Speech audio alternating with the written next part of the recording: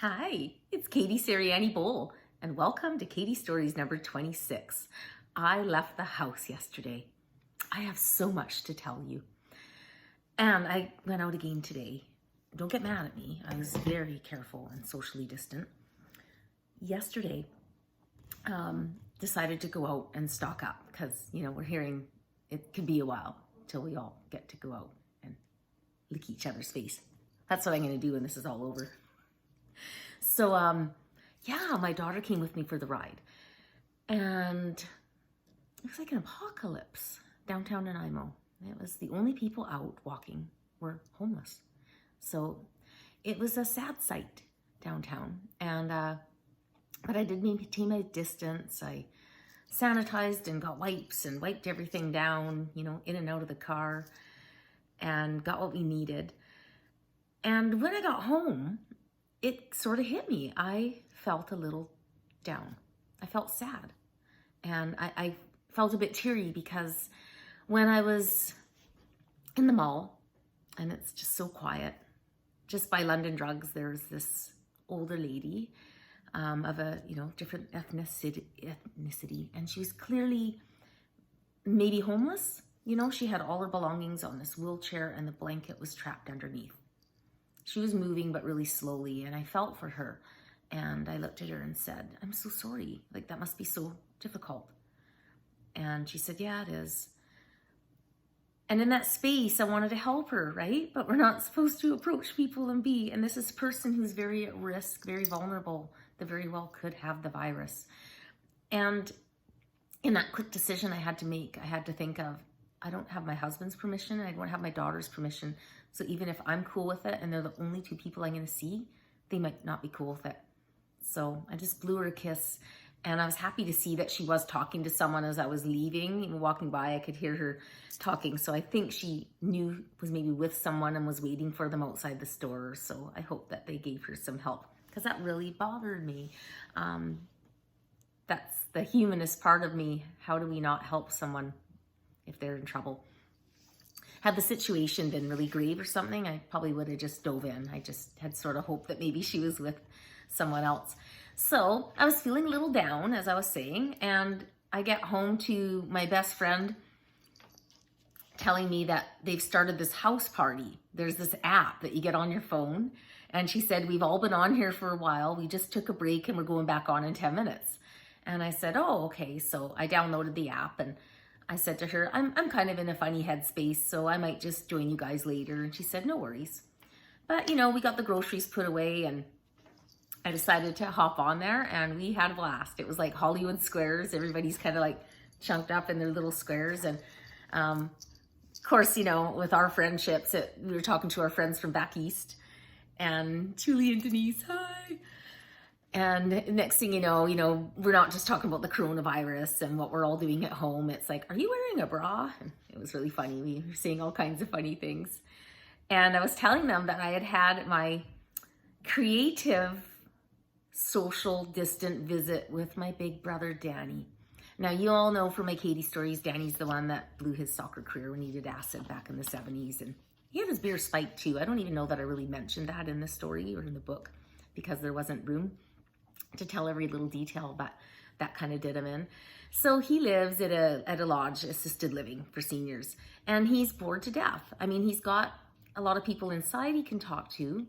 He's certainly at risk because they can come and go as they please, but he's noticed that downtown is all closed up, including his favorite pool hall. His favorite pot store is still open.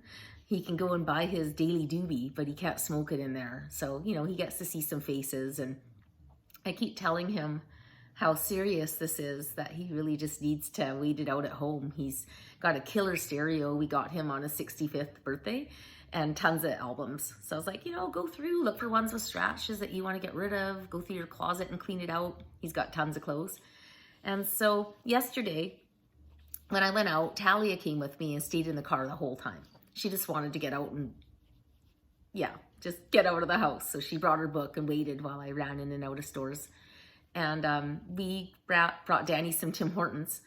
And what I did was had it in the cardboard box, put it on my hood, had mine walked a bit up the hill and sat on the curb, and my brother grabbed his hot chocolate and his apple fritter that I got him and sat about 15 feet down the hill from me, and he was so happy just to see someone from his family. So I'm calling this creative distance, social distance. I think that if there's someone in your life that's extremely outgoing, that is suffering, and you can talk to them from a couple meters away and just say hello, I think that's okay. What do you think? And so, what else did I want to tell you? Oh, there's so much. Let me just look at my notes here. So I'm just saying, I'm just thinking about gratitude. Like this morning, I put on a little post. My daughter made this awesome apple bread. It was so good. She's a great little baker. And she wasn't really happy with me because I had tucked in some pictures of her that she didn't really approve of.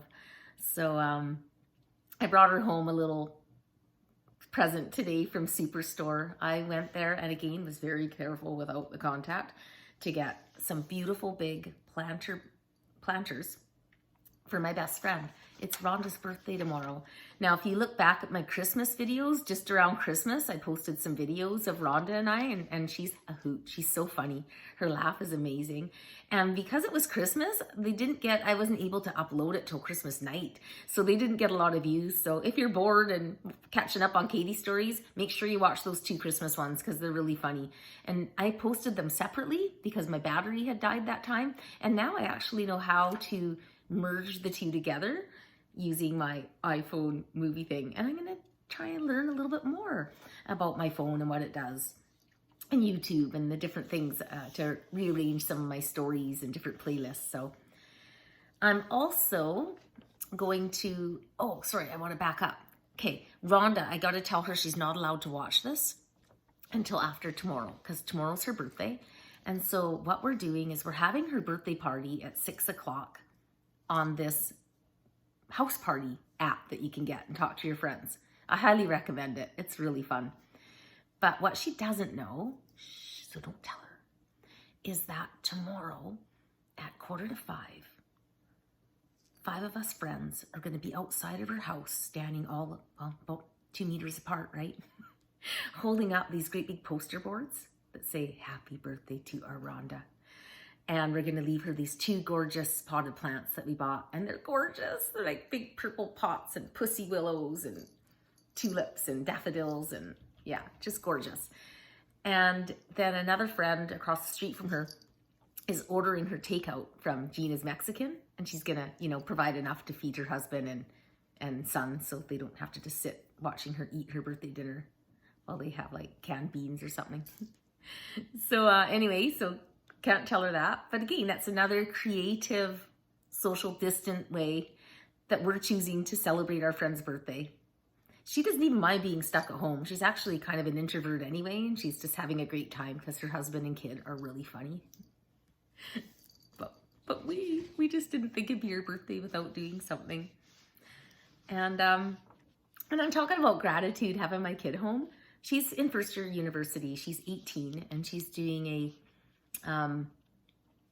theater degree program. And so all of her homework is performing, tap dancing, singing, monologues, doing different shapes with her body. And I'm having a blast because I get to be around for it. I get to see her actually doing her university work. How cool is that? And she, sorry, I'm just stuck on a thought here. Just the little details, that I pick up from her that I get to learn about her schooling and things, I would have missed. But if this hadn't happened, she would just come home in April. She would have been home for 1 day and gone off to New York with her grandma for a trip and then been back and working a few jobs and gearing up to do a big play in Qualicum that was canceled. So while she has many disappointments, so many do, right?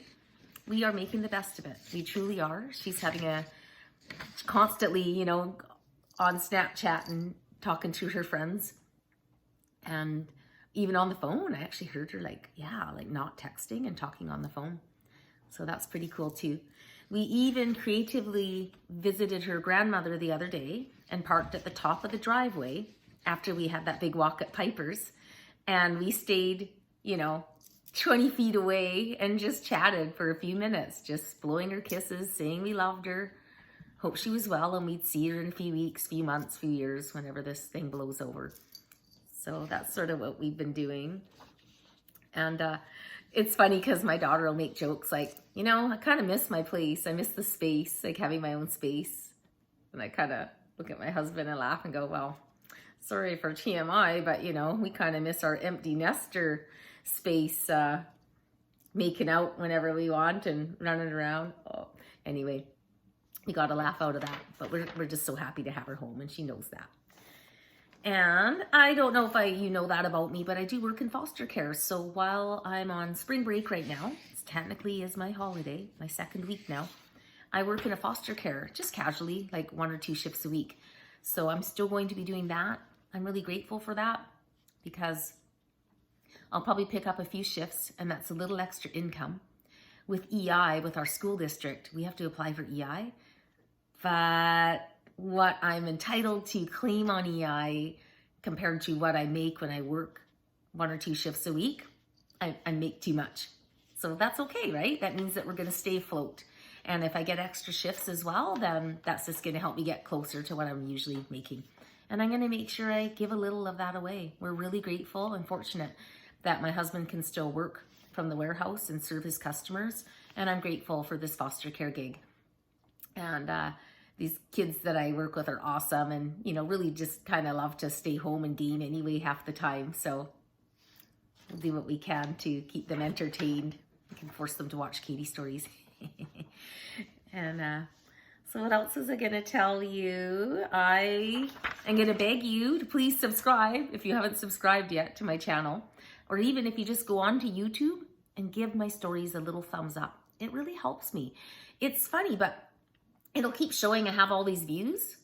But until somebody actually likes that video, the number of views on YouTube won't show as they are until I get a thumb up. And then boom, oh, okay. Now it's finally showing I got 100 views. Anyway, it would just really help me. It keeps it from getting buried and sunk in the algorithm land. So I really do appreciate your patience with me when I keep bothering you and pestering you to please like my Katie Stories on YouTube and subscribe to my channel. The link's right in my bio, so it's really easy. Or if you just feel too lazy to go to my bio, just DM me, like comment, and I'll send it to you in the DM, okay? And one last thing, gotta love my notes, is, you know, making sure, as my friend Sherry said on Facebook last week, don't shame people. You don't know what their journey is or what they're going through or what they have to learn through this.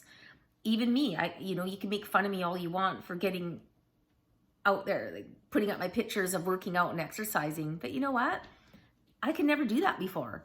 To be dedicated and do my workouts at home, no way. I've always needed to go somewhere and have someone kick my butt.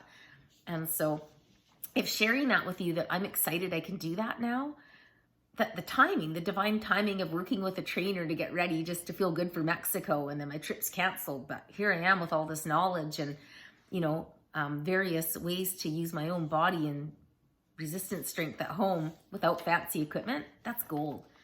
And I'm happy to inspire you.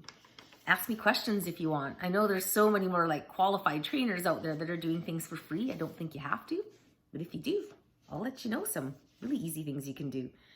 I got my acting class tonight. That's why, did you think I got a perm?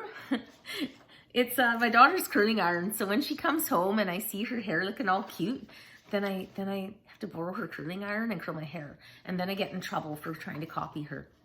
So shh, don't tell her. I'm going to post this before she sees my curly hair. And I